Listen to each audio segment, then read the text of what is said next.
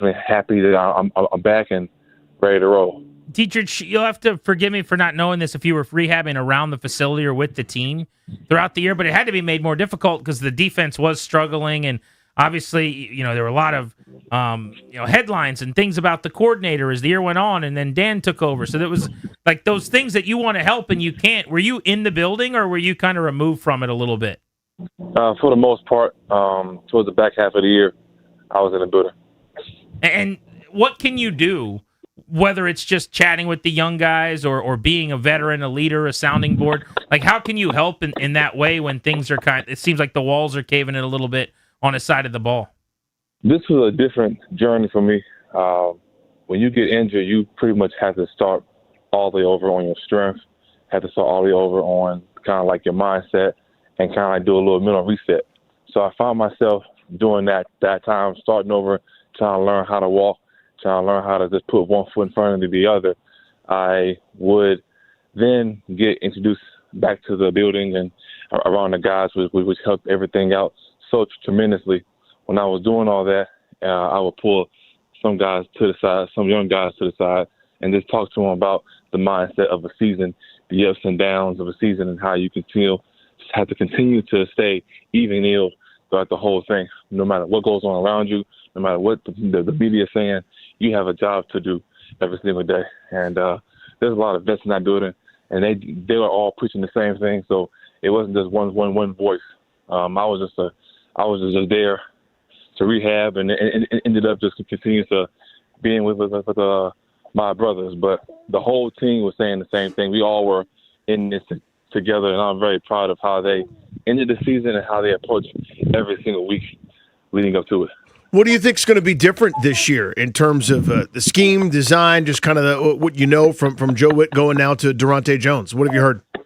Well, I really feel like I've answered that question better when I'm there, when I'm in the system, when I know. Mm-hmm. But from just so far, we have a lot of young talent coming in. We have a lot of guys coming back. And I feel like with the guys coming back and the guys coming in, everybody's hungry to prove themselves. Everybody has different journeys. Everybody has different walks of life, different cultures. But for just 6 months to 8 months out of the year, we're all going to be together to achieve one thing and one thing only, and that's to win in February. So what we're set out to do is just that. And the first thing is just to get to know the brothers in the building, to get to know the guys around us. And as we continue to learn each other, then we will start forming our own identity. Dietrich Wise is with us on Grant and Danny. The Commanders have a new defensive coordinator, and Durante Jones has been the right-hand man for Brian Flores in Minnesota. I'd imagine during the courtship and during the re-signing, you got to talk to Durante a little bit. What can you tell us about him, and what were those interactions like? I got to talk to him a little bit. I'm very excited to have him in the building. He has a similar philosophy that I know in the past, so definitely looking forward to seeing what this defense can bring to DC. That's actually a good point. I didn't think about that, but obviously Flores was heavily tied to New England at one point in time. Even more recently here, this past year, you saw them doing a lot of that Viking stuff where everybody's standing up over the ball in the playoffs or whatnot. So, yeah, there might be some similarities there. And then you guys got aggressive, too. I mean, Dietrich, they went out and they signed Odafe Oweh on the edge, K'Lavon Chaisson from the Patriots on the other side. So it's a much deeper room that you're a part of now. What'd you make of the aggressiveness to add to the pass rush and just add talent and free agency? Well, when you have guys like that coming in, mixed with the guys who are already in, Kinlaw, Payne, JB, DA, and then you add the other guys in, I really feel like you are creating a defense that can continue to rotate, play in and play out, and it's almost like 1A, 1B. There is no twos. With guys like this at this caliber, you're going to see a lot of relentlessness across the whole defense, and that's kind of what you want to see. How do you see, it's early, obviously you mentioned you haven't gotten on the practice field yet with everybody, but how do you see your role this year kind of evolving, maybe with some of those new faces and some of the names you already mentioned? How do you see it going? Where I'm always at, I know I'm a leader on the field. I stop the run and rush the passer. So whatever coach sees me at, that's what I'm going to do. I'm very versatile. I play from everything from the 9 all the way down to the shade. So whatever coach has me in, that's what I'm gonna do. But from outside looking in, I'm bringing power, I'm bringing aggression, I'm bringing leadership, I'm bringing tenacity, and we're gonna have fun doing it. Dietrich Wise of the Commanders. So you talk about how serious the recovery was, and basically reprogramming how to walk and do all of those little things you had to do after what was a really tough injury to see in prime time in week 2 in Lambeau. I think it was on Thursday Night Football, just a handful of days into the season. What, where are you at now? I mean, are you able to like get back to training in a way where you would normally be in April prepping for a season, or is there still a rehab element to it? Like, where are you? There's definitely a rehab element to it, but I'm training hard, working out, running, squatting, deadlifting, still doing everything I am doing with adding a heavier rehab load to it. So, but I am looking strong. I'm feeling strong, and I can't wait till I get back on the field. When do you view it as 100%? Now I feel ready to go. And that's every day. I don't know. Nice. I feel like I'm ready to go. Just that dog in me, but we'll see. Every day brings new journeys, so we'll see when that day is. When you're not working out, rehabbing, what are you doing for fun with the family or otherwise? I mean, do you guys have a show that you're binging or a movie that you guys watch? Like, what's the go-to in your household? With the fam, being a dad, man, going out there playing catch, running around, and doing whatever my son want to do. Watching movies, bowling, cooking, reading, and are you books? Are you a reader with books, or do you like listen? What do you like to do? Depends. I've been more of an audio book guy since a kid. You're able to drive around from errand to errand while listening to a book. Can't sit still no more when you got toddlers around. But relatable. Other than that, that's about it. How old are your kids, by the way? Of 3 and 9 months. So wow, everybody's active and mobile. Congrats. That's amazing. So you're obviously an enormous gentleman, big and strong. You mentioned the weightlifting. I always think everybody that lifts weights has one particular lift that would kind of be their showcase lift, where everyone would gather around in the locker room or in the weight room and say, "Watch Dietrich on this apparatus." What's your showcase weight lift? Is your squatting? Is it bench press? Which one would you like invite a crowd to see? Squat. What do you squat? You could tell us. Max 700. Workout with 585. Good heavens! You've never squatted 700. Why not? If you combine all the weight I did for a calendar year, it wouldn't be that. That's grown man squatting, man. Are you kidding me? Are you doing that again now, post injury, or you're working your way back to that? I'm working my way back up. What are you doing now? I'm back here like 495, 465. I'm between those two right now, but I'm getting back up though. And that, I would imagine, yeah, you've got to use chest, arms, all that stuff, defensive line, your hand fighting. But bench press wouldn't be as important. Like, that's the one everyone's like, what do you bench? But is that one of the key things you care about, or like squat? What are some of the stuff that matter? I've always been strong on my legs.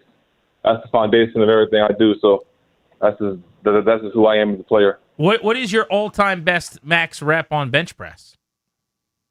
About 400. Damn. Yep. That would be amazing. That's a lot of weight. Just once. That's just two people. Just lifting two people. Lift that up into the air. Dietrich Wise was born in Virginia, but a Texas guy, and actually has a charity event coming up that you're throwing. I know you're heavily involved. You were in the community in New England and during the season last year here in the area. Looking forward to the impact you can have in the DMV in a healthy year. But you've got a golf event coming up in the Dallas area, right? Tell me about it. Yes. So for those who don't know, I have a foundation called Wise Up, but we aim to provide educational events, unite communities, serve student athletes, and then we honor our military veterans. And what we're doing in Dallas, June 12th, at Cedar Crest Golf Course, is we're having a golf tournament to bring awareness and raise money for the homeless and disabled veterans here in Dallas, Texas. What we do is we bring them in so that they can learn their benefits and then help them get reacclimated back into society. And that's kind of what we've been doing. I come from a long list of military members on both sides of my family, and to understand what goes on behind closed doors or on the battlefield, and then for them to come back and not get the love and honor that they deserve, it definitely hurts my heart. So definitely my family and I, we set out to make sure that they get their benefits, that they are out here knowing that they can get back, reacclimated, healed, and carry on with their lives. Yeah, I know that, so many of us have heard the stories, and like I knew veterans struggle with unemployment and underemployment and things like that over the years, but it wasn't until I was reading some of the things about your foundation. Over 37,000 veterans experience homelessness. 1 in 5 veterans faces challenges accessing benefits. You guys have provided hot meals for thousands of them, hygiene and support kits as well. So you're doing really, really incredible work, and you should be admired for it. Thanks so much for the time. We appreciate you, and best of luck. Where can people go if they want to help out or donate or anything like that for the event? Most definitely. So WiseUpFoundation.com, Wise Up Foundation on IG. So those 2 places where I'm at. Awesome. It's fantastic, Dietrich, buddy. thank you, buddy. We appreciate the time. Thank you very much. Have a great day. Thank you. There's Dietrich Wise. It's Wise Up is the foundation. His 9-month-old is the exact same age as my 9-month-old, so those noises were very relatable. That's like you're just sitting there and the baby's starting to talk, and that baby is ready to say whatever he wants to. Expressing his or herself. Exactly.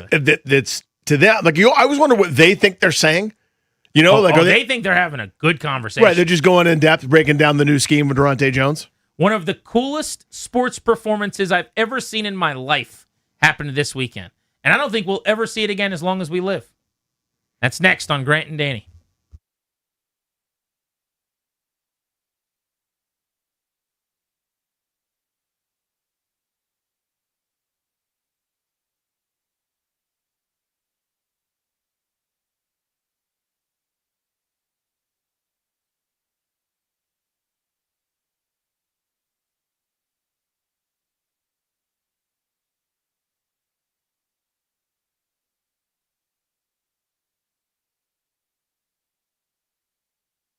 What's up, guys? Danny Rouillet here.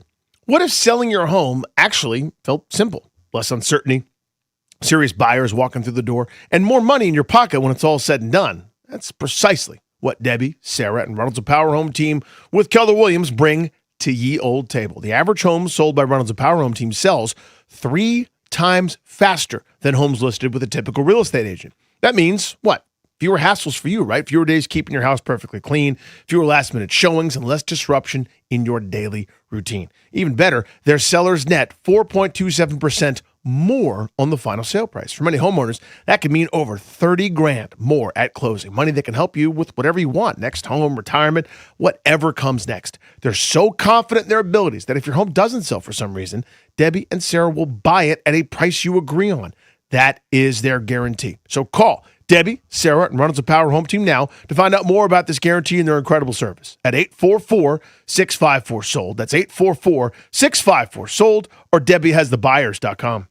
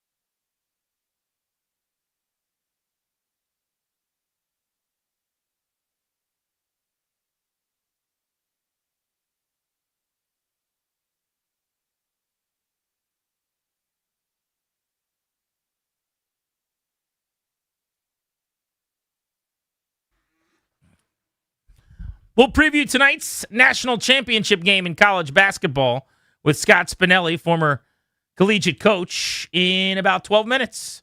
Right here on The Fan. We'll take you up to 6:15 tonight.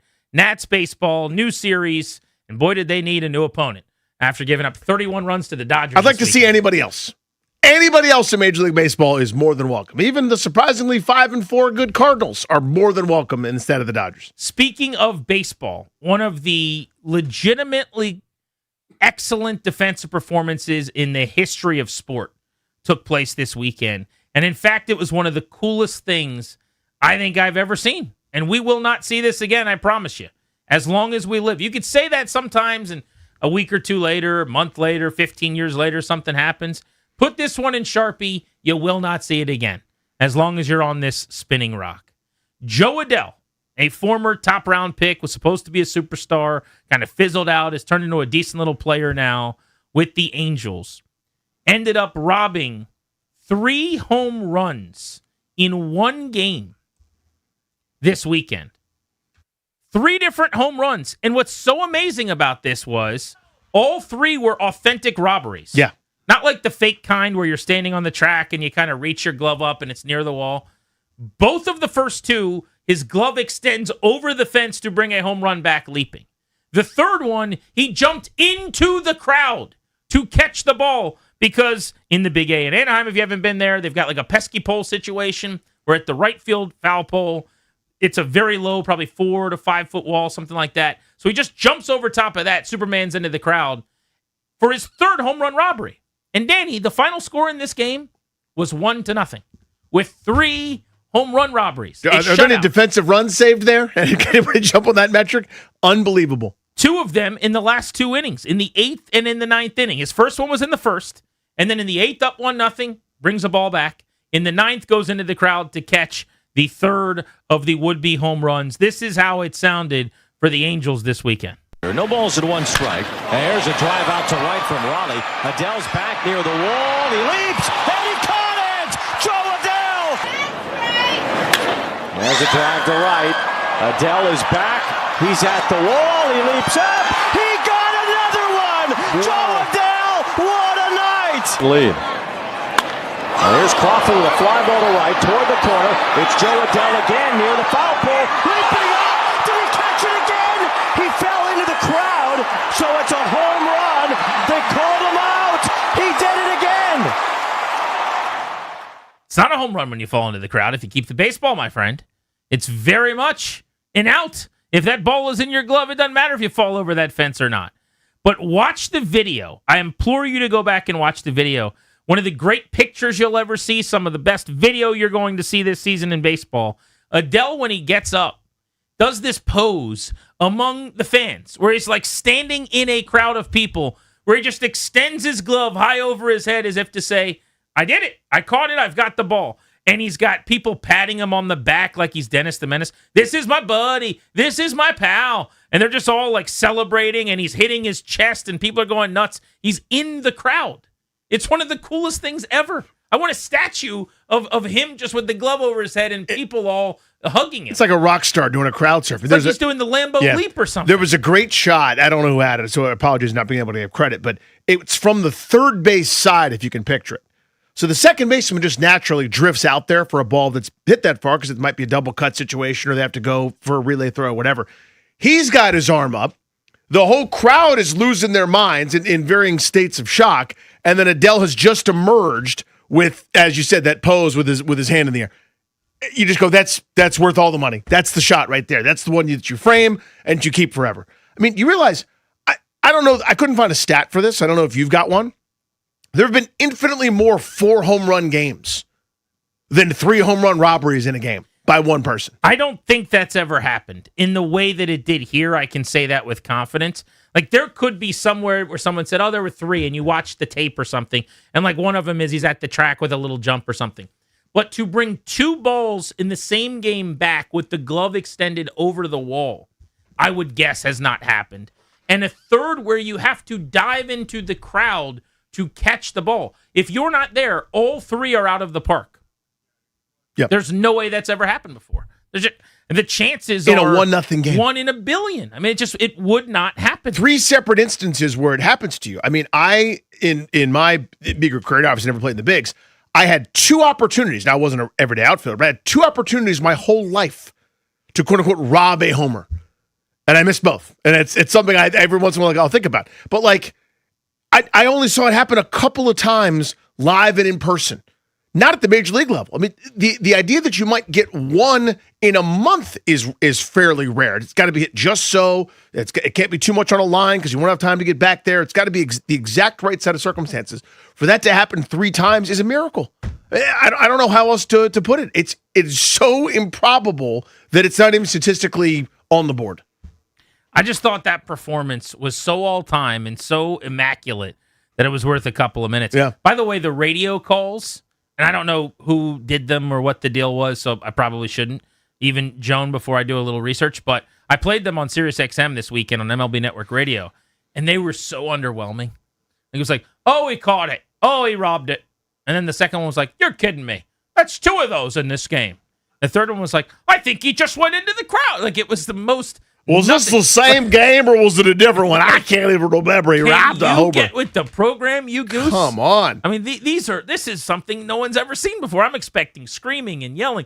Tom Hamilton of the Guardians, if Grady Sizemore used to make a diving catch, would be like, hey, Superman! You know, this guy was like, I think he did that 3 times in one game. The ball appears to be in his mitt. Out. But those were the TV calls that were very, very good. Scott Spinelli previewing the national championship game in college hoops with us. That's next on The Fan.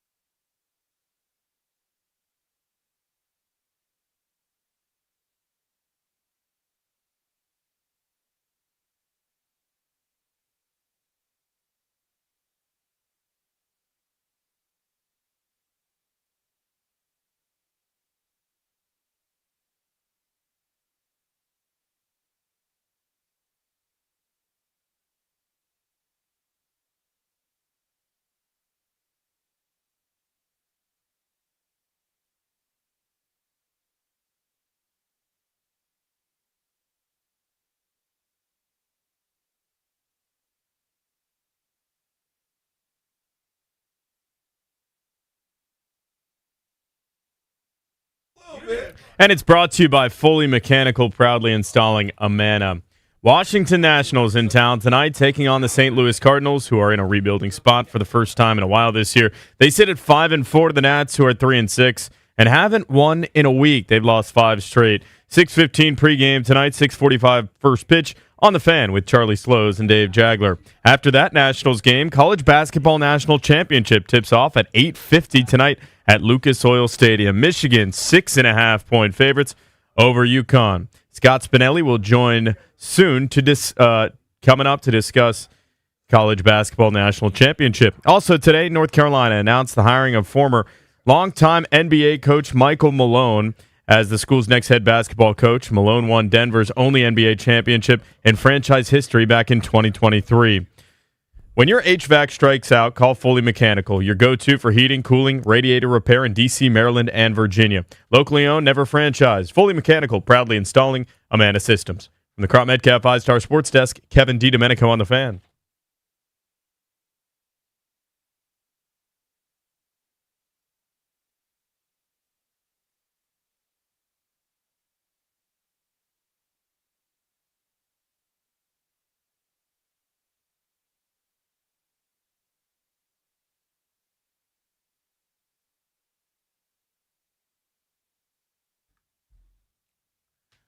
With you until 6:15 tonight on The Fan, we're Grant and Danny. Follow us on social. I'm at Grant H. Paulson. That funny Danny for me. We're pleased to go to the Ruud guest hotline right now. Ruud, the most reliable heating and air conditioning products in the DMV. We need a preview of tonight's national championship game. Michigan has been an absolute buzzsaw. They're blowing everybody out, and the 1-seed Wolverines are taking on a 2-seed in the Connecticut Huskies. To help us break the game down, we've got Scott Spinelli, the longtime college basketball coach and analyst, joining us now on The Fan. Coach, thank you for a few minutes. You're on in D.C. How are you? Hey, guys, doing great. Thanks for having me. My pleasure. So let's just start with Michigan. How does anyone slow them down? I've never seen a tournament run like this. They're beating everybody by 20. Well, I think, first of all, in tonight's game, you're going to see UConn, who right now plays at a deliberate pace, right? One of the slower offensive pace teams in the country. They take shots late into the shot clock. And I think the way to try to beat a team like Michigan is just that way. You're going to have to shorten the game in terms of possessions. If UConn, who runs an elite half-court offense, can execute, and they don't go on those scoring droughts that they've gone through at times during the tournament and during the season, then they've got a real chance. But again, to your point, Michigan is very complete.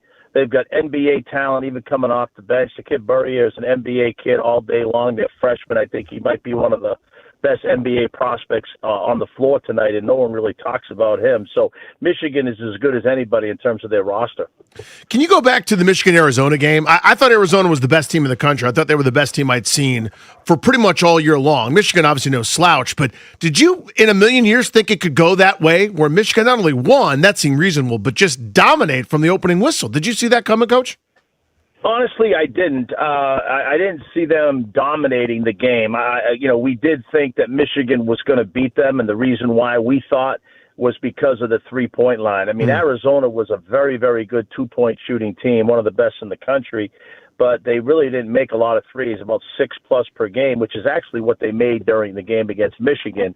But again, Michigan made 12 threes, and that's a big differential right there, right? I mean, you're talking about making 12 and Arizona made 6. That's an 18-point differential just from the three-point line. But the one thing about Michigan, guys, I mean, they can throw a lot of big bodies at you. Again, they've got NBA players. I mean, Mara obviously is really, developed. He didn't even play much last year. He's really, really good on the transfer. And then Merez Johnson, transfer from Illinois, is really good. I mean, Lendenberg, if he's healthy, I mean, he does everything to help his team win.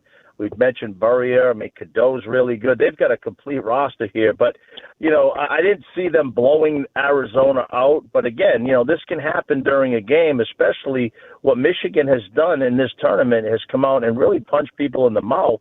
And a lot of these teams haven't got up. I do think UConn is tough enough to get up, though.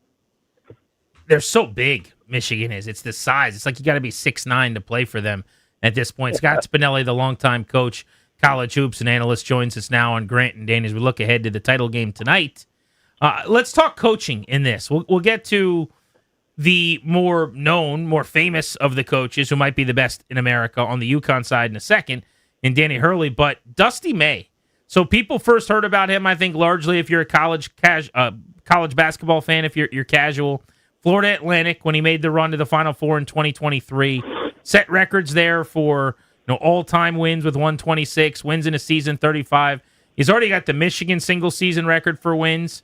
He's now 63-13 there. Just how sharp is Dusty May? Why is he so successful? When you watch his teams play, the one thing that really stands out to me is how together they are. And that's not easy to do in this climate with this NIL money that, a lot of these players are getting.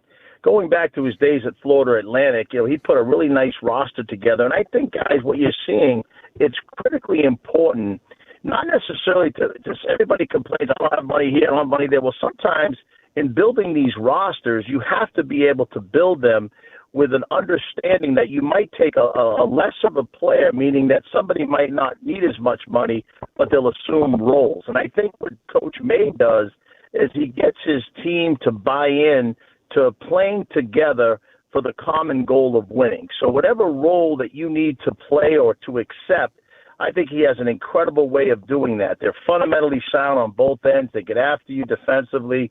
And in this particular, situation, what you're seeing is a team that's been put together with great resources, but you're not having guys out here, going one-on-one. They're really about the right things, winning, getting the best shot for their team, playing for one another. And he's done that at Florida Atlantic, and obviously he's doing it now at Michigan. Dan Hurley's looking for a third national championship in 4 seasons, already in the Final Four for the third time. And UConn coming over from Rhode Island, where he had a heck of a run. I've said for a while he's a better coach than he gets credit for because people like me are so turned off by the antics that we always talk about that. But it seems like if you just match him up with everyone else in the country, he might be right at the top. Well, first of all, UConn's team this year, they are elite in the half court. I mean, when I say elite, they execute. I mean, there's screening actions on both sides of the floor. They run misdirections. Look, if you're preparing against them and you're not, sound in terms of staying connected to guys, you're going to have some trouble guarding them. And then they set tremendous screens.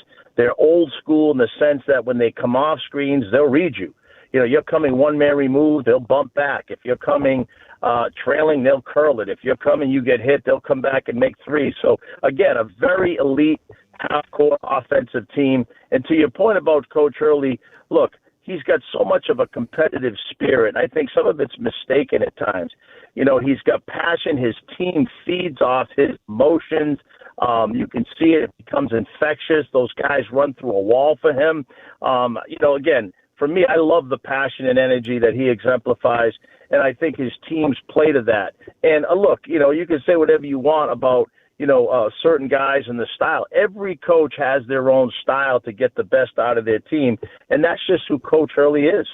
Scott Spinelli with us here on Grant and Danny breaking down the Natty Championship game tonight. I want to ask you about a couple of things here, Scott. Alex Karabon, I think he's 3 for his last 18 from the floor against a couple really good teams. Just, you don't make a switch. I mean, he's played as much college basketball as anybody. He's a veteran. He's one of their leaders, just a great player, but hasn't really found it. And the sledding doesn't get easier tonight against a really good Michigan team. What have you seen from him?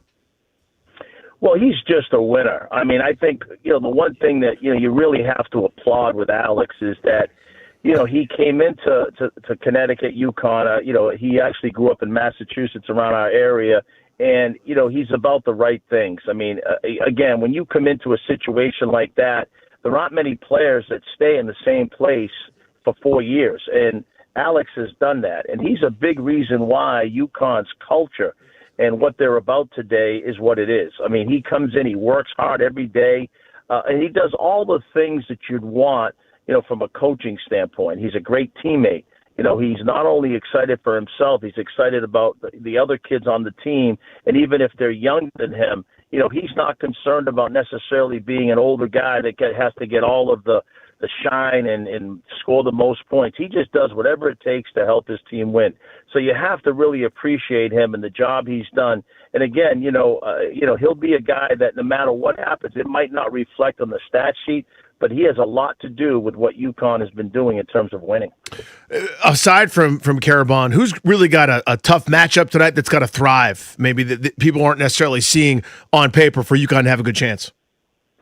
Well, look, you can go across the board. I mean, there's a lot of question marks, but, Reed, as good as he is, and he is really good, really strong, they do a really good job at putting him in positions where he can score, but he's got multiple bodies tonight to go up against on both ends of the floor. So I think watching, how that's going to, go. But here's another question mark. I mean, Lindenberg is obviously, they say he's playing. I'm not sure. He's probably not 100%. But someone's going to have to guard Mullins, and that's where I think the kid, again, Burrier is going to have to come in and really do a good job, and he's really good. Those are two freshmen that I think are going to be, destined for the NBA. I think that matchup there. But I do think the teams themselves are in their own way. It's going to be a tempo game. Who can impose their tempo on their tempo on the other team? UConn's deliberate. They want to get late into the shot clock, make threes late or make shots late. Down the other end, Michigan's trying to push the pace. If Michigan starts shooting fast, they miss. Here comes UConn executing. They score again. Then Michigan misses a shot. They don't score.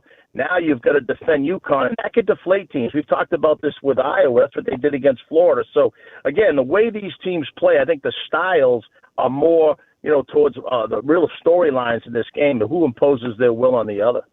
Scott Spinelli on Grant and Danny getting you ready for the national championship game in college basketball tonight between UConn and Michigan. So what's your prediction? How do you see it playing out? Well, we actually all, through the Final Four, we talked about UConn winning that game just on championship pedigree in terms of beating Illinois, and we thought Michigan would beat Arizona. Look, when you get to this championship game, you have two teams like this. Michigan on paper, much more complete roster. They've got multiple NBA guys, fellas, on this Michigan team, and they're really complete. They play so well together. Both teams are going to get after you defensively. UConn's got the elite execution-wise in terms of what they do in the half court, and they've got a championship pedigree. So there's a lot of different things you can kind of, make a choice for either one. For me, I just think in this game, Michigan, just because their roster is a little bit more complete, my heart hates to go against the UConn team. For anybody out there that's blue collar, ham and egg, that's a grit, like all of us are in our life, you got to root for UConn if you're looking at it from your end. But in this case, I think Michigan might have a little bit too much. Scott, you coached for so long, want to tap into that, your experience here. You've seen a lot of change in college basketball. Everyone likes to wax poetic about kind of how it used to be or where we are now, et cetera. Just kind of give me your 30,000-foot view on the health of the sport. I look at this tournament, and I've had a great time watching some really high-level basketball. I know it doesn't necessarily get to include every mid-major that a lot of fans kind of delight in, but the top has been really, really good, and I've had a good time. But just kind of give me a general view of what you think about the State of the Union here. Well, first of all, in terms of what we're watching in the NCAA tournament now, with these teams being constructed with this kind of revenue, and hopefully they can curtail it, make it a little bit more of a level playing field right now, because it is a little bit of the wild, wild west. But I will say the brand of basketball, there's older, experienced players going against one another, so we're seeing a lot more competitive games and really much more enjoyable, mature players going against each other. The thing about it is, though, this is not necessarily what you and I or what most of us think to be college.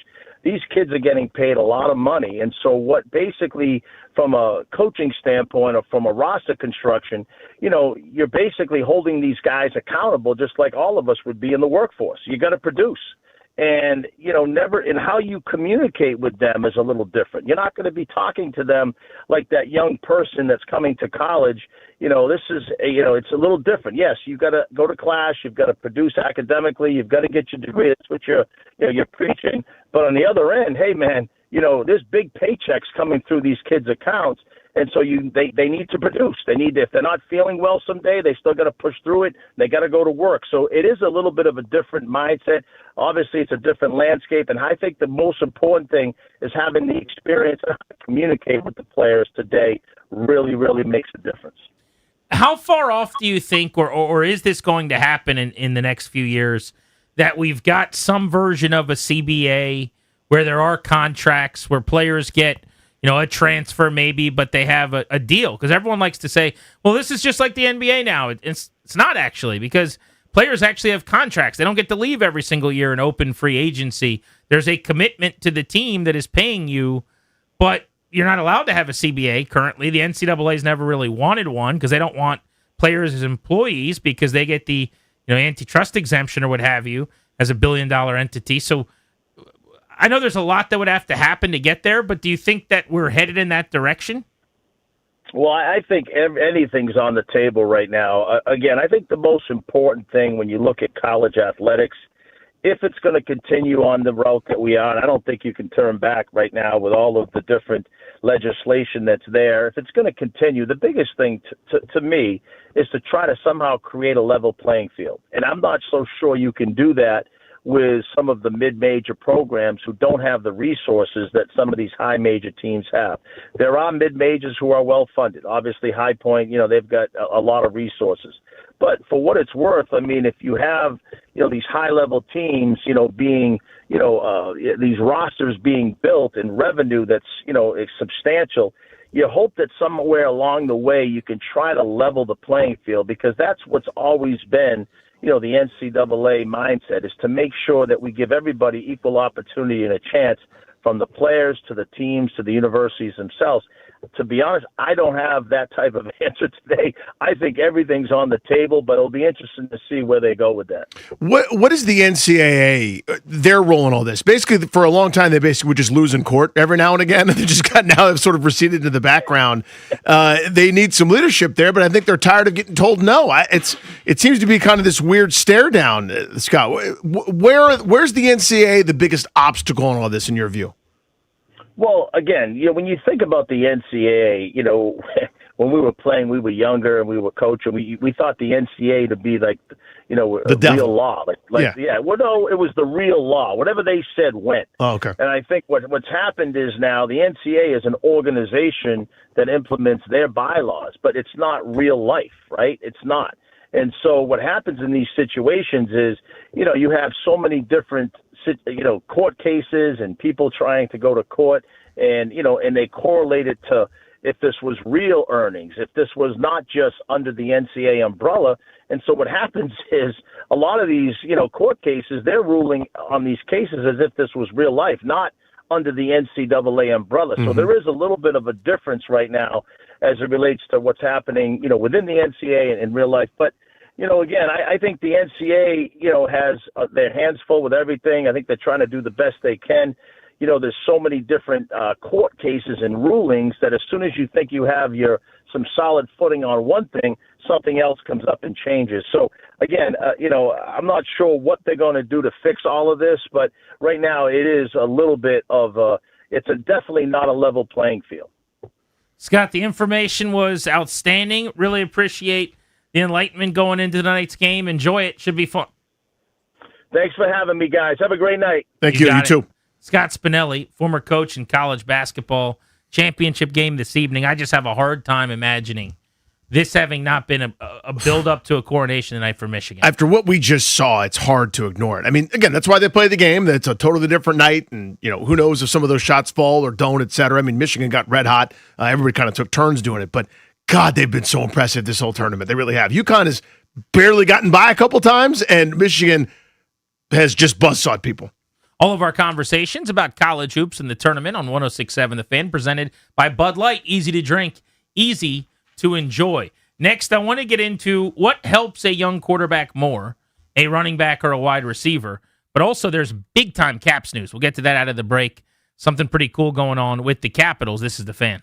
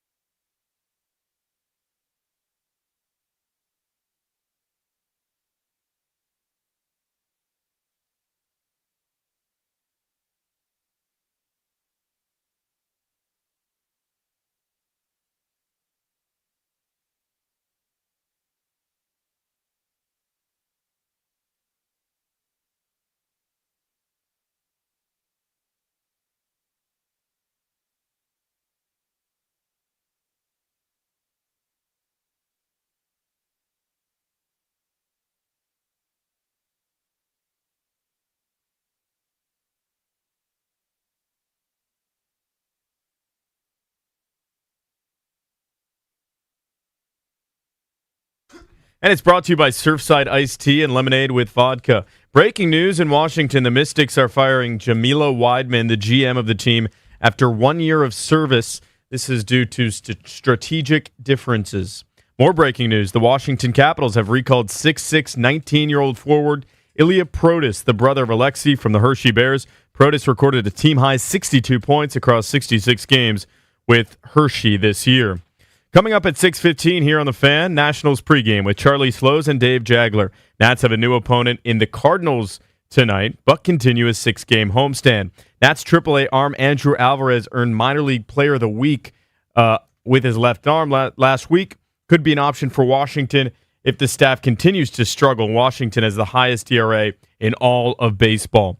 After the Nats game in college basketball, the championship tips off at 8:50 tonight at Lucas Oil Stadium. Michigan, 6.5-point favorite over UConn.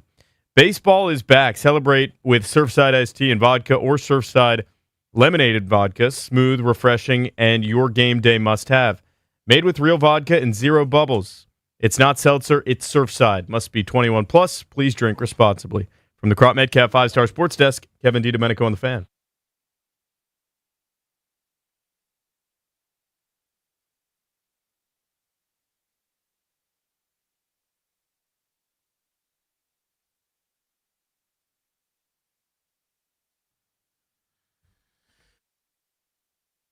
I do want to get into a Commanders conversation here on Pick 7 and what would be more helpful to Jaden Daniels in terms of weaponry, an impactful running back or a helpful wide receiver.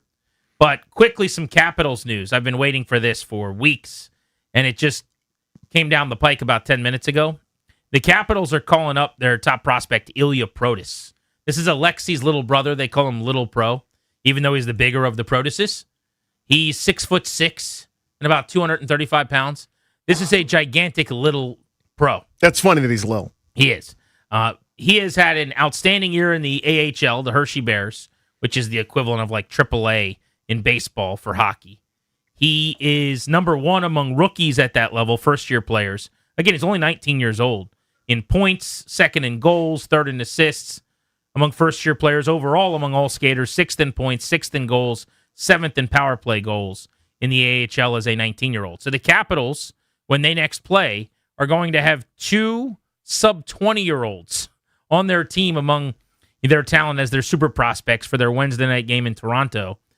On the back end, defensively on the blue line, Cole Hudson, and then down the middle at center, probably on the fourth line, Ilya Protas, Alexei's little brother. They'll also have two Protas brothers. This is the fourth time in Caps history that brothers will end up playing together. The Hunters and the Hatchers Millers were among them. Did the Hatchers ever play together? I think they did. I don't think they're on the list I just saw. Thought Let's they see. did. Call me crazy pants. I've got Peter and Chris Ferraro, Dale and Mark Hunter, and Kelly and Kevin Miller are the three brother tandems. Huh. The Protases would be the fourth. So this, by the way, couldn't have been more wrong. Kevin and Darian Hatcher played together like years apart, I think. Like it wasn't even, in my brain, they're together just because I'm so old now right, that I remember them both at the same time. Yeah, I think they're way, way different. But back to Ilya Protas, Belarus, can skate, size, former third-round pick. The Caps do a great job scouting. Another of the reasons for hope into the future. So if you're watching them on Wednesday night, I don't want to make today overly positive because they still need to take their medicine. I'm still mad at them. Yeah. I'm not going to tell them how much I love them today when I just sent them to their room for, coming home late, partying, embarrassing me, doing something terrible in the yard. All the neighbors saw what they did. You know what I'm saying? Oh, yeah. But LaPierre, Frank, Sordiff, Leonard, McMichael, Protas, Hudson, Chikrin, Wilson. You got a core here. Depending what happens with Alex Ovechkin, some of that money gets freed up to go add yourself a couple of stars who can pile up some goals and points. Hit reset pretty quickly if these kids are who we think they are. That's the other part. They got to deliver the goods. I'm going to respond to that, and I know I can tell you this with confidence. No one cares. No one cares about what I'm about to say. I have to clean this up. Are you still talking about the Hatchers? Yeah, I'm on this one. Whenever you're ready. I know. I told you. Stop doing that. I told you. Kevin and Darian never played together here. God. They played together in Dallas. Because Darian Hatcher never played here. I could have sworn he did. That makes me the horse's ass. Back to your point. If you're not making the postseason, I need this. This is what I need. It's not a way to make it up to me. it's a way to make it better. You know what I mean? Like I have done this before. Every husband has transgressed in some way. You've run afoul of your wife. You've made her upset with you. I can't fix that. Let me try to make it slightly better. That's what this is. This is the flowers. Okay? You screwed up. You did something wrong. You used the wrong detergent. You didn't put the right portion in. You didn't use the right lotion on the baby's skin at this point in time. You didn't take out the trash properly enough.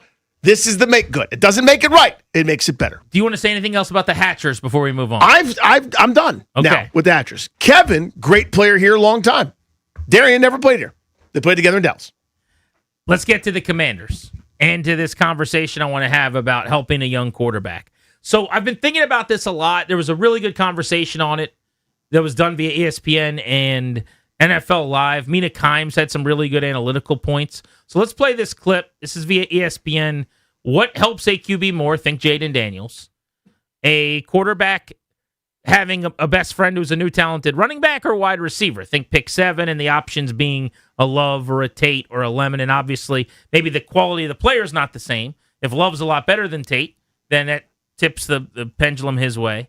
But if all things are equal, should you be hunting a big-time receiver talent or a big-time running back talent for a quarterback? When you look back at the young quarterbacks, year 1 or 2, who broke out, and you look at the conditions, every single one of them, I made a list right now, had either a wide receiver 1, like a legit dude, or, and this is what you would say with the 2016 Cowboys, Dak Prescott, an elite offensive line. Very few of them had elite running backs, to be honest. It's wide receiver, offensive line. And then people say, well, he's a weapon. It's not entirely fair to limit this to EPA when you're talking about receiving. Last year, total receiving EPA, Christian McCaffrey ranked 34th, expected points added, which is basically looking at every single play and asking how much does this get you closer to scoring a touchdown. It's your most totalistic way to look at value. Christian McCaffrey was 34th behind Parker Washington. Bijan Robinson was 55th behind Ulick Ayumanor. EPA per play, the highest ranked was Bijan Robinson, who was 85th behind Juwan Johnson. A pass-catching running back is absolutely useful. And if you tell me Kyle Shanahan's coming with him, maybe we'll have a different conversation. But by and large, this is not the best way to add value, not just to a team and salary and all of that, but to help your young quarterback. You need receivers. If so facto, the value is not in RB. It's in wideout. Now, again, I would point out that you need the receiver to be a better player, but I think she just made a really good point, which is like, here's Bijan Robinson. This random wideout that nobody talks about would have been more helpful to a quarterback. Now, that tells me that the metric is flawed for this. And I'm not saying EPA per play is flawed. I like it a lot. But what I'm saying is maybe it's not the best way to determine what helps a quarterback more. It might mean you are more inclined to help add offense and yardage and points or what have you. But if you're telling me that random receiver whose name I've already forgotten, who's like ranked 59th at the position, is a more helpful player to a quarterback than Bijan Robinson, I would say let's go back to the drawing board and find a different metric, because I don't know that there's a QB in the league that would tell you that they'd rather have that guy to throw to than Robinson to hand it off to and throw it to out of the backfield. We actually had Jay Gruden on the show earlier today and asked him this same question. You got a young quarterback. You want to help them out. What is the better way to do that by way of quality running back or quality receiver? I think with Jaden's skill set, I would rather have an exceptional wide receiver that can take coverage and force a lot of teams to play more cover 2 and light boxes, where now Jade can really use his ability to run the ball, and the back will be a lot better because of that, because they have a great receiver that can take the top off and scare the hell out of defenses. Hell started with an SH. Yeah, there was. Did you notice that? It was a great pivot by Jay Gruden. The shell? The shell. Seashell? The turtle. Down by the shore. Mm-hmm. There is a shell. It gets scared out of defenses. I don't know what the song is. I don't know. But, yeah, you want to scare the shell out of defenses, then you've got to have a receiver. So I guess Mina on the analytics side of things, the analytics community, and Jay Gruden on the cowboy of football kind of community, they're both kind of leaning wide receiver more helpful than running back. I've always felt it I won't say always, but I think it's intuitive. And I understand the points that are being made, because here's a logical chain for running back. What helps a quarterback the most? A great running game. That seems pretty obvious, right? I mean, that makes life easy. Play action works better, even though we kind of have some analytics that say not necessarily, but bear with me. This is the logical chain. A great running game helps. So if you have a great running game, how do you have a great running game? a great running back. That makes a great running game. And then, therefore, we have a running back, and that's kind of the answer. I understand how we get there. Again, I've always disagreed. I think running games come from scheme, blocking, design, quarterback figuring out that, hey, this where we're supposed to run the ball isn't going to work because they got an extra defender there. Let's run it to the other side. Let's change the play at the line. A million things goes into a successful running play that's got very little to do with the back. The running back that makes the explosive, incredible play, you see it once a month, and those are incredible, explosive plays. But down in, down out of someone's 250, 300 carries, you're not going to notice the difference between most running backs, replacement level or otherwise, in a given blocking scheme. So where the difference can be made up is how good a receiver is out of the backfield, how proficient somebody is, where you can match them up, line them up, where you could take a Christian McCaffrey, for example. Oh, you got your base defense in. Watch this. I motion him to the slot. Now he's running either a route where I'm getting the ball or everybody thinks he's getting the ball and I can do something else. But to me, the most intuitive part of all of this has always been you have to respect the outside threat so much that everyone else gets to eat. It's that guy eats sometimes. It's the Deshaun Jackson corollary I brought up with Jay Gruden. The outside guy gets to eat, and because everyone's afraid of him eating, now everyone else is fully satiated at the breakfast bar. So I agree with the very premise that if we're talking about an equal player at both positions, give me the receiver over the back. Mm-hmm. And I agree with the premise even that in the draft, for a young quarterback, I would rather draft them a great wide receiver than a great running back, if all things are even and equal. The problem with it being about Washington at 7, and this is not just me projecting the Commanders situation on this discussion, it was actually a Commanders discussion on NFL Live or whatever the pod was that Mina was doing. Uh-huh. She was talking about pick 7, and she was talking about the Commanders and Jeremiah Love, and she was talking about maybe Carnell Tate, or are we having the right conversation? Should it be more about receiver? Is that you're operating under the premise to some extent that these players are very, very close. And if they are, then yes, take Carnell Tate. I have no reservations about that. Or if it's Makai Lemon and it's very, very close, take Makai Lemon by all means because of both. Maybe it is more helpful. She's making a good case. Jay made a good case. And I know it's more beneficial financially to do it that way. But I don't think it's that close. And if it's not that close, then the argument does not work for me. Because if Jeremiah Love is a 9 out of 10, I'm making this up, and Carnell Tate is a 5 out of 10, then we would both agree you should take Jeremiah Love. So when is it close enough now to matter? If Carnell Tate's a 7 and Jeremiah Love's a 9, is it now equal? Does the receiver help more? I don't know.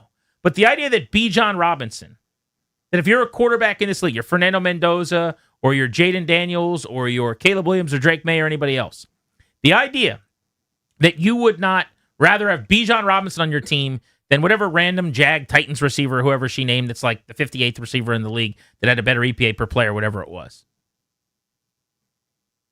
I can't do that. I don't agree to that. I would much rather have the most dynamic and prolific running back in football who can score on any touch.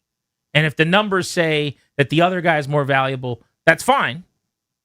I'll just be correct and take Bijan Robinson over the wide receiver 2 for the Titans, who caught 43 balls for 496 yards or whatever it was last season. But I want to know what you guys think. 800-636-1067. Does this even work when it comes to pick 7 in Washington to have this conversation? Because it's not equal. Because we don't know what Love's going to be, what Tate's going to be, what Lemon's going to be. And then if we could somehow in a vacuum have a dialogue about running back versus receiver to help a quarterback where the back and the wideout are the same, do you agree with the premise, which I think I do? 800-636-1067. Grant and Danny on the Fan.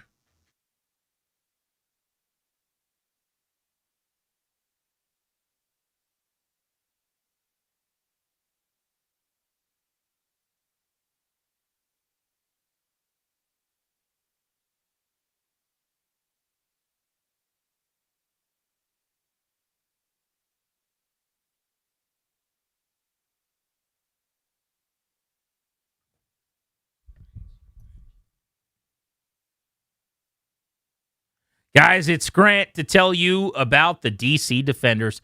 Spring professional football is back. You can celebrate the 2025 UFL champion Defenders starting this weekend when they open their home schedule at Audi Field on April 11th, this Saturday at noon against Houston. This is going to be a really good game. And on top of that, at halftime, you're going to get a very cool halftime performance from Wale.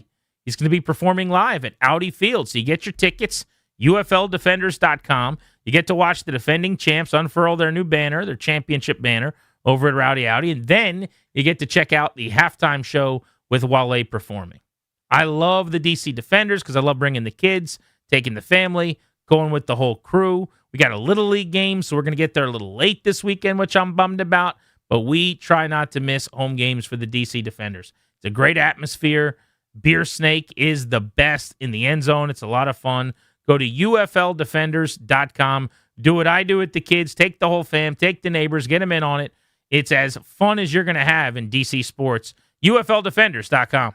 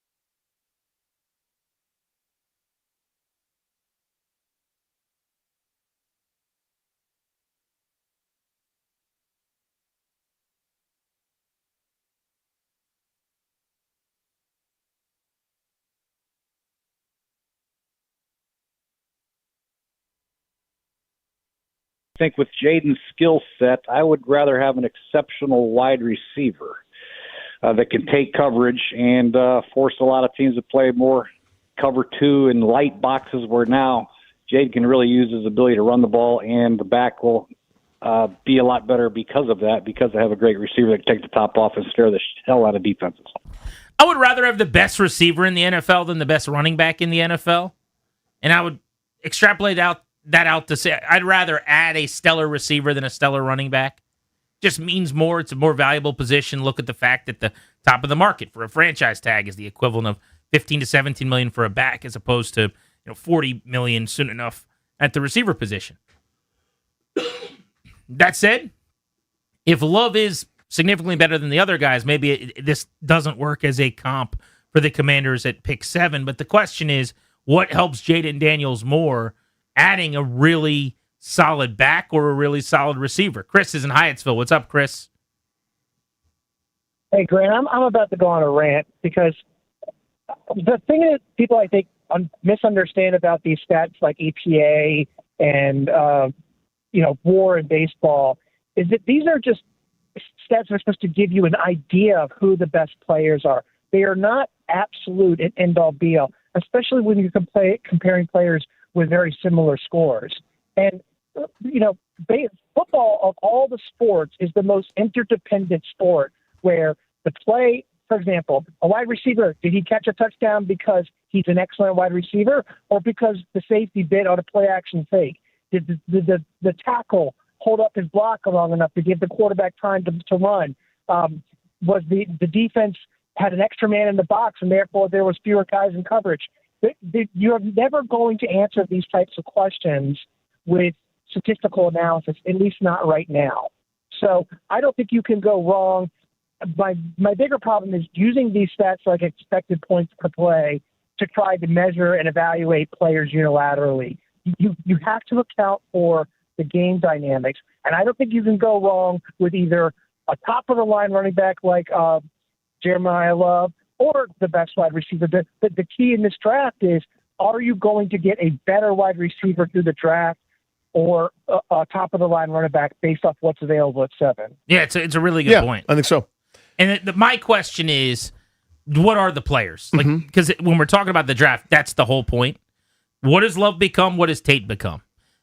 If you bet on Love being a little bit better, Tate could still be the more ideal draft pick. If Love's only a little bit better, you should take Tate.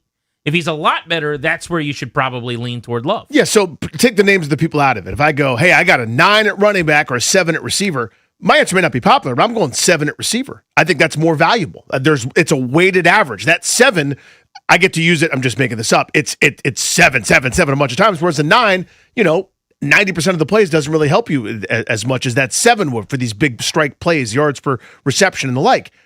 Where that number is, though, if I got a 9 at running back and a 6 at receiver, I'm not as interested. A 5 at receiver, okay, now it's a running back. You know what I mean? 9 versus 6 is easy. 9 versus 7 is where it's really interesting. I think it's hard, yeah. And I would probably defer to the 9 running back, honestly, over a 7 receiver, because I think 7 receivers are findable, just like we always talk about replacement level running backs are. 9 running backs aren't that easy to find.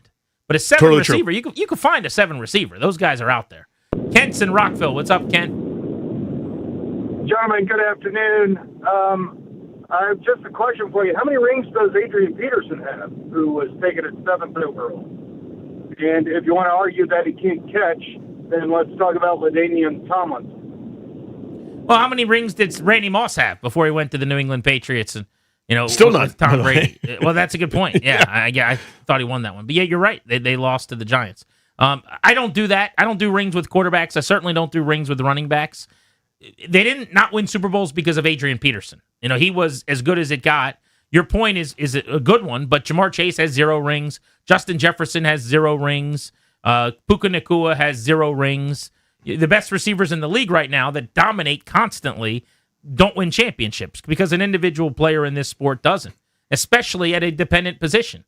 Running back is dependent on A, the play call, getting the football, B, the line, blocking things up in front of you. Receivers are dependent because you can't throw the ball to yourself. If you don't want James Lofton or Randy Moss or Larry Fitzgerald on your team because receivers don't win rings, though, I got a different case for you. Hollywood Woodbridge, you're on the Fan. What's going on? Hey, what's up, family? How y'all doing? Hey, man. Doing great. I was thinking, with Jaden Daniels' skill set, I think just the opposite of what Gruden was saying. Like, I don't think we ever seen an Adrian Peterson with a Michael Vick or somebody like that. So But here's the comp I'd give you, Hollywood, because I brought it up last year with Hurts and Saquon when Barkley went for 2K and the Eagles won. The other one is the Ravens. They went and got Derrick Henry, who also went for almost 2,000 yards last year. It was 19 and change when Lamar was in the backfield with him, and that worked pretty well too. There you go. Yeah, that's what I'm saying. Like, you can have a receiver. There's a lot of receivers now. If there was a CeeDee Lamb coming out this year, then I might be on the fence. Like, CeeDee Lamb or Love, CeeDee Lamb or Love. But I don't think Tate or Lemon is that type of receiver. That's where the centers. Yeah. That's what, and I didn't mean to cut you off, but you're 100% right. It's how you feel about Tate governs this entire conversation, I think, because everyone, I think, accepts for the most part. Maybe you'll find like the occasional weird goblin that doesn't think Jeremiah Love's any good, but everybody acknowledges Jeremiah Love's excellent and is as good a running back prospect on paper and on whatever highlight you're watching as anybody. It's what do you think about these receivers? That's where I think where the debate really lies. Let's go to Barry in Potomac Falls. What's up, Barry? So I changed my mind. I'm about Love, and I can tell you Walker winning the MVP and controlling the game last year, Saquon taking his team to the Super Bowl the year before. I think the best thing that Jaden can have and any wide receiver can have, if you're in 2nd and 2 or 2nd and 3, I don't want to sound flippant when I say this. I don't care who your wide receivers are. If you're in 2nd and 2 and 2nd and 3 constantly, a wide receiver, you're going to be lucky if you get 10 catches, 12 targets.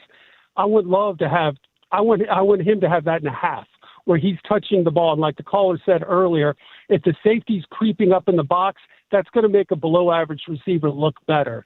I think running backs have started affecting the game more. It's gone back to running backs affecting the game more, and the value proposition is there.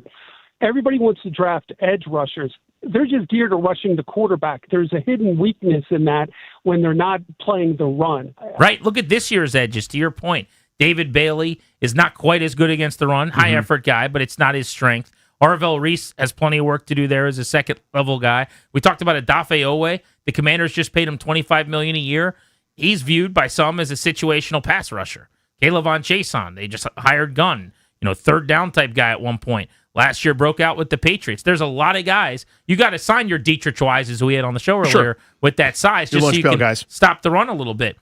Whether he's right or not about the value of the running back position, what is irrefutable is his point that the pendulum is swinging back toward backs, that it's become a bigger part of the game the last couple of years in terms of play calling, first and 10 offense, and given coverages. Everyone's backing off into those shells, yeah. And also the value of running back has spiked over the last few years in terms of what they're paid. That's indisputable. My couple responses are these. Why didn't that whole creep up into the box thing make pedestrian wide receiver from Washington any good last year? Why didn't any of these guys break out? Because it ain't that easy. I think it doesn't work. From what team? From Washington. When they're getting destroyed because they can't run the ball against terrible run defense in the middle of the year. It's not as if all these Jag wide receivers are breaking out. The running back, right? Well, the people are storming the box. Everyone's eight-man boxes. They couldn't run it, but everyone's creeping up, and no one's afraid of anything over the top. So it didn't work in translation. I think what he's saying is if you draft the running back like Love that you have to fear, then you can make the big plays down the field, and it affects you in the passing game. If teams are in the box against you, teams were in the box against them last year, and they couldn't throw it down the field. I don't think they would, to the extent he's talking about with Jeremiah Love. Sure, but teams crowded the box because they weren't afraid. The second part is, to me, the league is still 3rd and 7.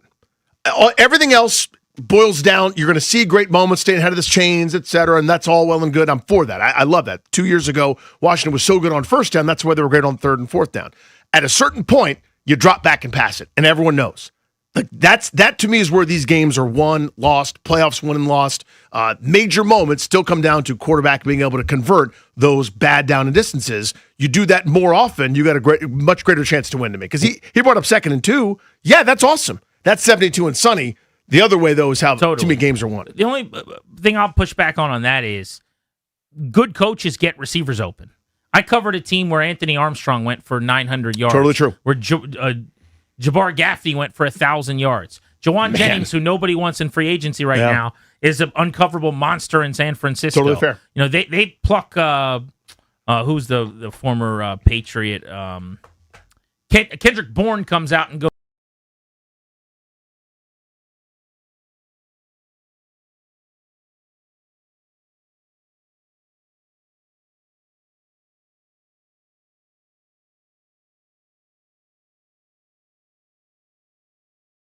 Statistic about the quality of NBA basketball games.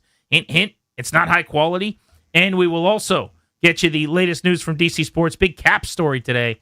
This is The Fan.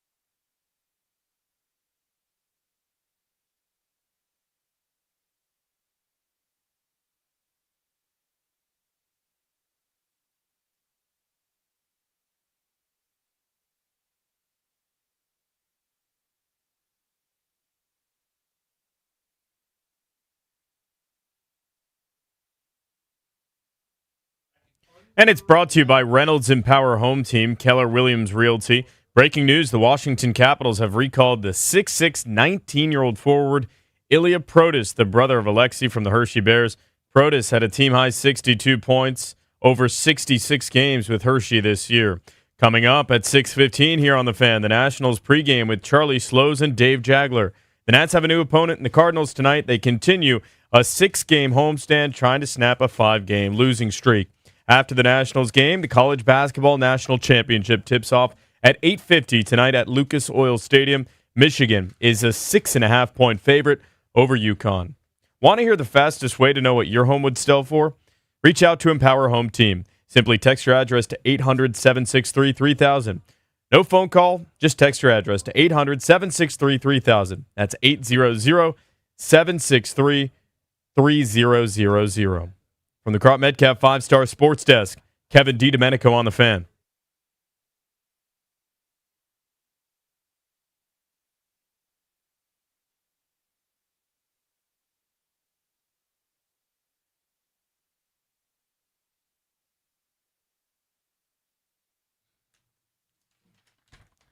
Brought to you today and each day by the law firm Condori and Murad. We're Grant and Danny. This is The Fan. They do elder law, real estate transactions, probate administration. Their attorneys are there to protect you and your family, so schedule a free consultation with their team today at kmlawyers.com. Mention us, get a discount. That's kmlawyers.com. Non-DC news, biggest story of the day. Dexter Lawrence requesting a trade in New York with the Giants. My guess is this one blows over. There's way more stories of players that want out than players that actually get moved. I don't see why, if you're the Giants, you would move on from a 28-year-old all-pro caliber D tackle when you already don't have a good enough defense and you're trying to make some headway this year under John Harbaugh. It's also a lot easier. New staff comes in, bunch of professionals that are well-liked in their last building. I think you can win Dexter Lawrence back over. He's never played for me yet. He's going to like the way I do it. He can be annoyed that he's not getting a contract, but my guess is they smooth this thing over. He doesn't go anywhere. But the man they call Sexy Dexy wants out, which would be a welcome dismissal as far as I'm concerned. Indeed. I hope that festers and they have to send him somewhere. Does it feel Myles Garrett-y to you, where it's going to be, I want to win. I don't want to be here. How many millions? Okay, great. Can't wait. Every demand of a trade ever has been Myles Garrett in that way. If it comes after a stalemate where I'm not getting paid, so I want out, it's just, that's all I got. That's the leverage. I'm not showing up this offseason. I'm not working out at your facility. I won't be there for mini camp. Don't expect to see me at training camp, and I want to be dealt. This is all you got. But eventually, asked Terry McLaurin, you got to pay the piper. Yeah. You got to show up and you got to go perform because you're under contract.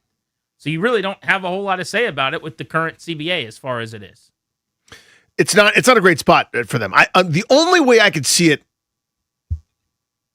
ending in a divorce is if they know something.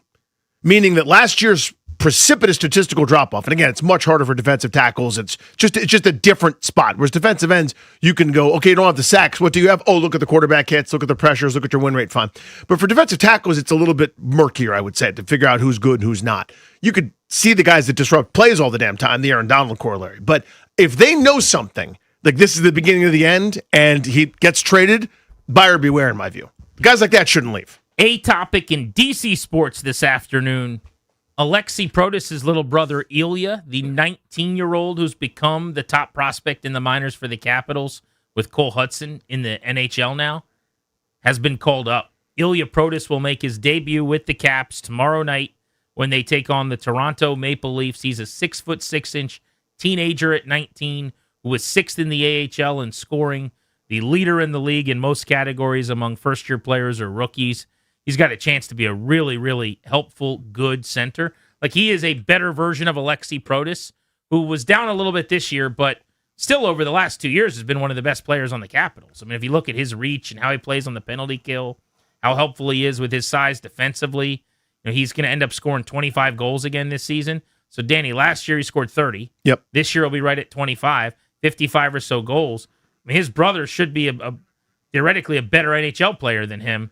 you're going to have a line eventually with the two Protis boys and Wilson where it's like 6'6", 6'6 plus, and then Tom Wilson as the little guy at 6'4". What they can do is stand on one board, right, with their arms extended, and then cross the entire ice with their hands touching. I mean, that's the biggest line I've ever seen. It's insane. Yeah, Tom Wilson's the little fella on that line, by the way. Little Tommy.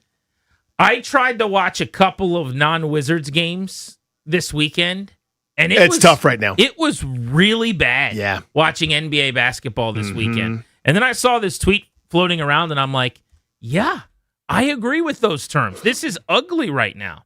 So this guy, Tim Reynolds, who's an NBA writer for the Associated Press out of Miami, had this. He said there have been 2 days in NBA history that spans 80 years where at least 9 games were played within an average margin of victory being at least 24 points. All right, so let me say this again in a cleaner way. NBA's been around for 80 years. There have only been 2 days ever where there were 9 games that were blowouts of 25 or more points. Those 2 days in the last 80 years were Wednesday and Sunday. Wednesday and Sunday.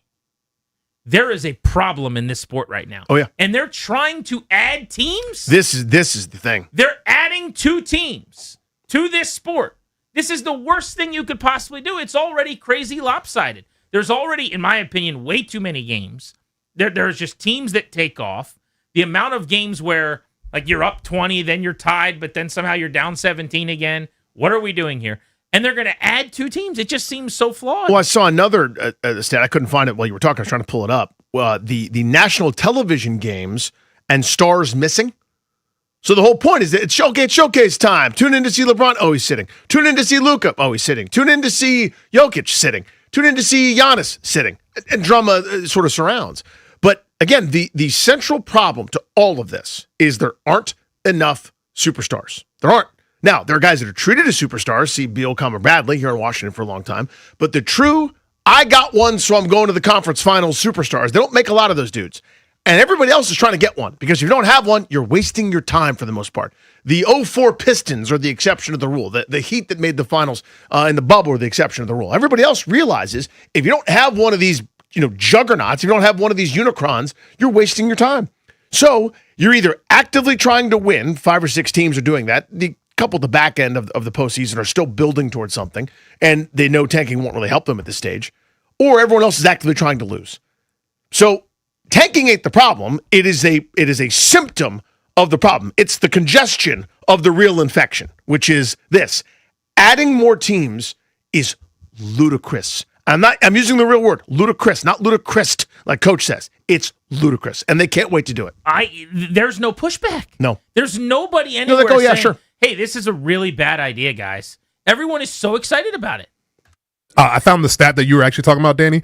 220 national television games have been played. Only 32% of them have featured the full allotment of stars throughout those games. Terrible. By the way, weird that the national TV numbers for the NBA are not trending like they were supposed to. In fact, baseball, which you guys all said was dead and nobody cares about, like baseball is on a rocket ship right now, and the NBA trend lines are down. I think the NBA is going to be fine because baseball is going to shoot itself in the foot with a lengthy work stoppage next year. Yeah, they can't wait to do that. So all the momentum that they're creating right now will be quelled and squelched, and it's going to be over. But, yeah, they got major problems. But I keep reading more and more about the extension of the league and the creation of these new teams and expanding, and I'm going, this is just an idea, right? And it is. I mean, to his credit, I guess, the commissioner, who I was a big fan of at one point, and now I don't know anymore, Adam Silver, he's like, nobody's saying this is definitively now that we're adding these. Everyone's reacting like we are adding these teams. He said, we just have paved the way that if we want to, we can bring 2 new teams into the fold. But someone needs to stand up at some point and go, wait a second. Until we've got fewer than like 7 teams with 25 or fewer wins, until we don't have 10 games each night that are 25-point or more blowouts, until our product's a little tighter and rosters are more competitive and the top team versus the bottom team isn't already a mess, let's probably not thin things out even further in terms of the quality and the overall performances that people are paying to go see. Baffling. And the prices are crazy too. Yeah, and again, they're adding more luxury this and luxury suites that, and more experiences and more fancy liquor brand lounges. Cool, that's awesome, but it's not going in the right direction, man. And they cannot wait to add more teams. It's bizarre. It's different for hockey here because the caps have been so good. The product is better. They're more competitive. But is that all that separates it? Because I like going to the NHL games. They can be pretty expensive. They're doing some of the same stuff that annoys you there. What's different, in your opinion? Great question. I do think the sport, the product is just better. I don't mean you may like watching basketball and not like watching hockey. I'm not saying on a binary, I like am more of a basketball fan than I am a hockey fan. That's obvious. Most nights in the NHL, like when a good team plays a bad team, it's a little less predictable, and you're not getting a blowout of the good team over the bad team every time. Yeah, when Houston plays Memphis, I don't have to tell you. I already know. I know how many Houston players are playing. Most of them, they're winning by 20. That's the disparity that half the teams aren't trying to win. Well, culturally, here's one thing that the NHL has going for it. You know how many of 82 games Alex Ovechkin's going to play in this year? 82. Hopefully 82, yeah. Has not missed a game. And that's a guy who's 40 years old, who's drinking Coke on the bench, who's eating a steak and cake the night before a game out in Tyson's Corner. But he is going to post. There's a game. We're playing back-to-back. This is the third time in 4 days. I'll be out there skating around, throwing my body around, because that's what he does, and that's what the league does. If you missed any part of the show today on G&D, grab the podcast. Thanks for hanging out with us. Oh, we got till 6:15. All right. I thought we were getting out. We still thank you guys. That was my fault. Yeah. I thought we were getting out at 6:14. We still have a minute. So we just want to appreciate everybody. Just thank you. We do appreciate everybody. Yeah, of course. For sure. But when's the last time? Did you go to a Wiz game this year? One. So I went very recently, and I was there, and I go, I love this. This is so fun. Mm-hmm. Why don't I do this more? I used to come to 10, 12 games a year. I've only been to one this whole season. I think I went to one or two all of last season. And then you kind of sit back and you're watching the game on TV and you're going, I'm not paying for that. Yeah, it doesn't seem like that much fun in arena, when they're down by 30 to the Hawks. I just wonder if they acknowledge in the league office there's a real issue. Because if you're talking about adding teams, it seems to me like they don't.